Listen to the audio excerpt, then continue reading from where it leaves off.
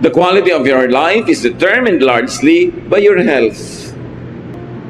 Kahit gaano ka katalino, kadakila, kahit gaano katayo yung mga pangarap, at gaano karami ang pwede mong magawa sa buhay, pag nalobat na yung katawan mo, lobat na lahat.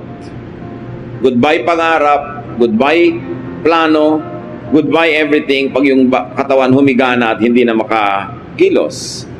1 Corinthians 6:19, you surely know that your body is a temple where the Holy Spirit lives.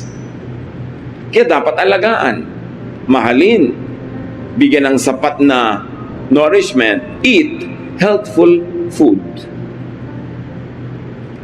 You are what you eat. Pag nakaharap sa iyo ang pagkain, marami kang pwedeng pagpilian kung meron. Piliin mo yung healthful. Hindi yung masarap lang sa dila, pero pag nalunok mo na at nasa sikmura mo na, laso na sa iyong kalusugan.